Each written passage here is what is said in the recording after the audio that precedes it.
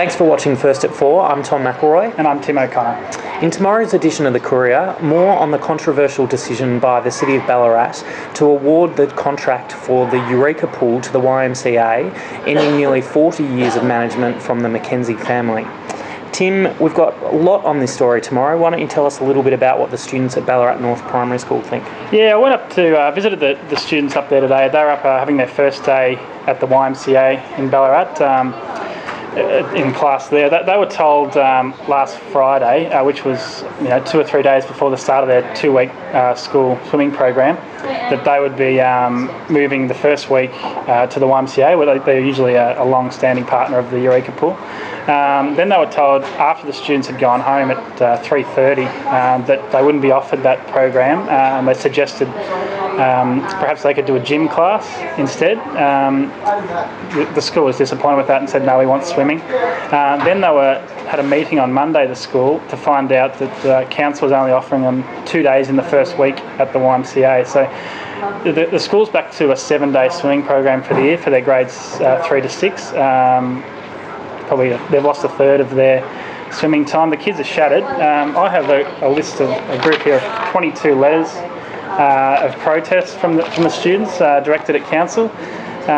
There's some amazing stuff said by the kids. They feel very passionately about this, and they're just really upset that they're losing time, and they're also worried about whether or not they'll get to go on their beloved water slide at Eureka next week. They are planning to go back to Eureka Pool next week for the second week of their class. So we'll have extracts from the letters in the paper tomorrow, as well as more information about how the tender was awarded by the council, and some thoughts from the Mackenzie family themselves, who are having a tough week. In addition to losing the tender for the pool, they had a break-in at their house and a car stolen, and some linen from their caravan park lost in a fire last night in Delacombe. So it's been a shocking week for them. Peter, your family's been here for 39 years and they've lost their contract. Dad came here in 1972 when it was first constructed, and he's managed it ever since. And just found out on this last Friday that it's all over.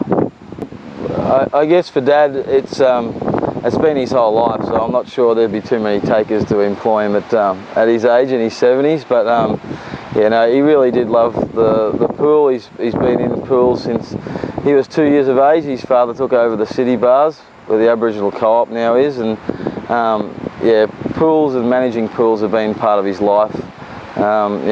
All his life basically. It's been a huge part of my life as well. So Peter, were you going to bring your family here to swim? Was it going to be obviously my little girl just had a girl 12 weeks ago today actually, and I would have liked to have Dad sort of teach her to swim. He's sort of taught tens of thousands of people to swim, and he's been successful at it. We've made a lot of not only business relationships with people that we've dealt with, but just a lot of long-term friendships, and that's where the support's come from for Dad. He's had a lot of people come up and personally sort of thank him or call him on the phone and tell him that they've appreciated what he's done. So that's the main thing that we wanted to see as a family.